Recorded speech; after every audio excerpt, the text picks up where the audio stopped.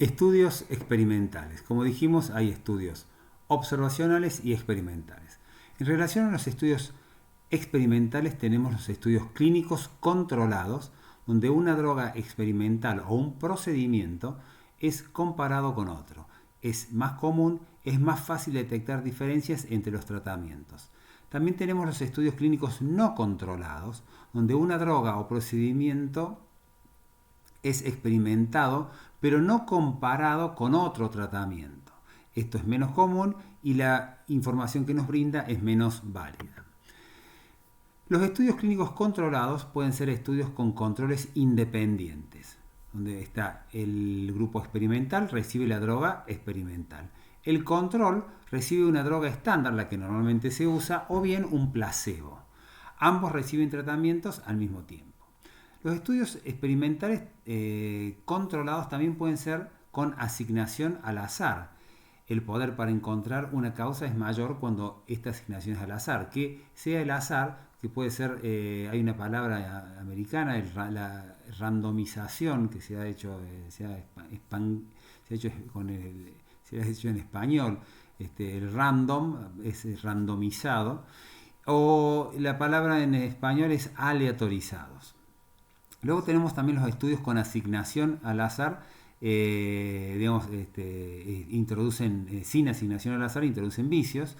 Y tenemos el estudio que sea ciego o doble ciego. Ciego y doble ciego se refiere a que ciego es cuando el paciente no sabe si recibe la droga experimental, la nueva droga, o la droga vieja o el placebo. Esto es un estudio a ciego. Cuando es a doble ciego, no sabe el paciente, pero tampoco sabe el médico que lo trata. Quien sabe es en la farmacia, donde hay un código que cuando termina el trabajo se libera y se ve cuál recibió la droga experimental y cuál recibió el placebo o la droga que normalmente se usa. Esto es la mejor forma de hacer un trabajo porque esto evita todo tipo de sesgos.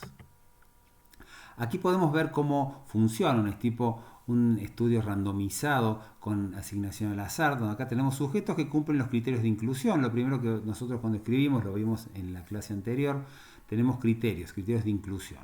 Vemos cuáles son los criterios de inclusión y esto va a hacer que tenemos nuestra muestra. Esta muestra se limpia con los criterios de exclusión y ya queda la muestra. Acá por el azar, una forma es tirar la moneda, no se usa la moneda, pero hay otras formas, un poco más complejas, pero sigue siendo la misma. Es tirar una moneda y que según caiga un cara o número, el paciente va a recibir la droga que se está experimentando o el placebo o bien la droga que normalmente se usa.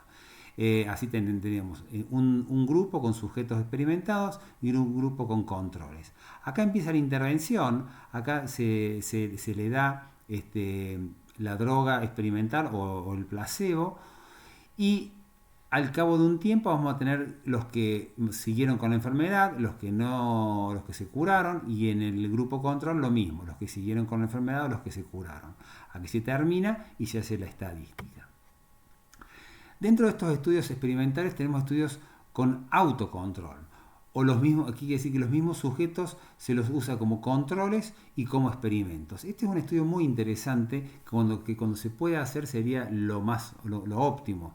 A estos estudios se les llama estudio de crossover, donde algunos sujetos son asignados a la droga experimental y otros al grupo control. Existe un periodo de limpieza que se llama washout, ahora lo vamos a ver en un gráfico, y los grupos de tratamiento son cambiados.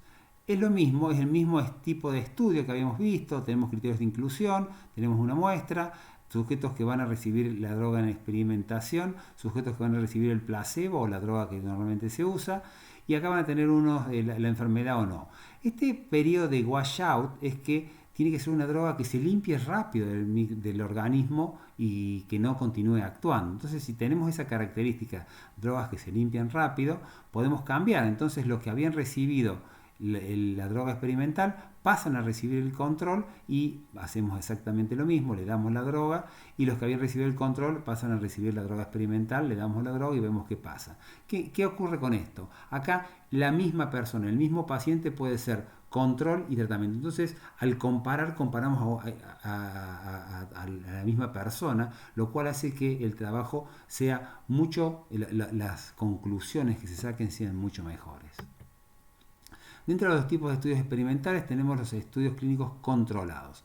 Estudios con controles externos. Los controles son de otro investigador o los controles han sido tratados previamente por otro investigador.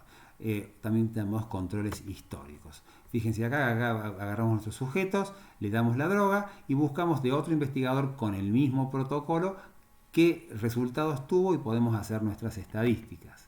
Ventajas y desventajas de los estudios clínicos. Las ventajas: es la mejor forma de determinar causalidad.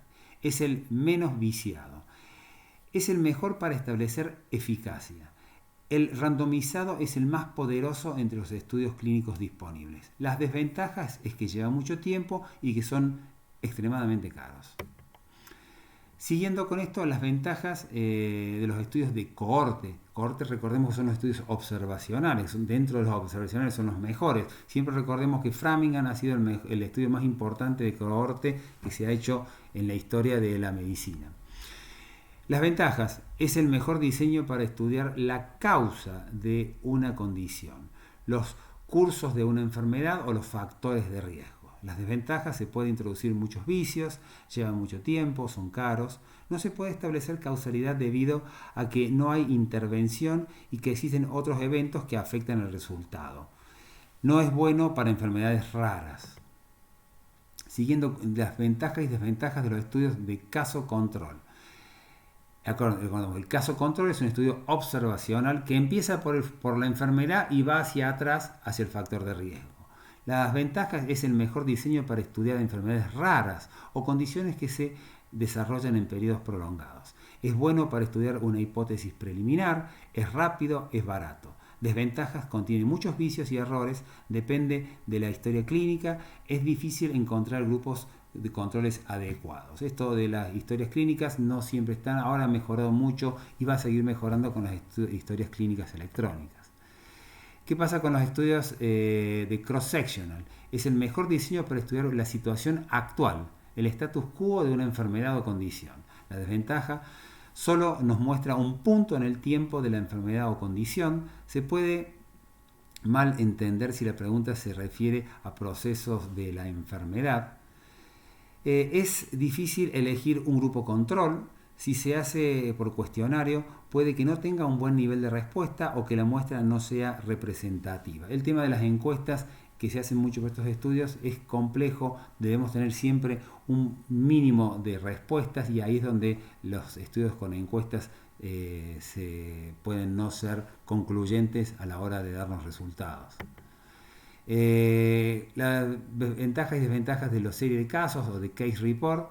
La ventaja: es fácil de escribir, útil para diseñar estudios subsiguientes. Desventaja: sujeto a muchísimos vicios relacionados a la selección de la población y a las características observadas.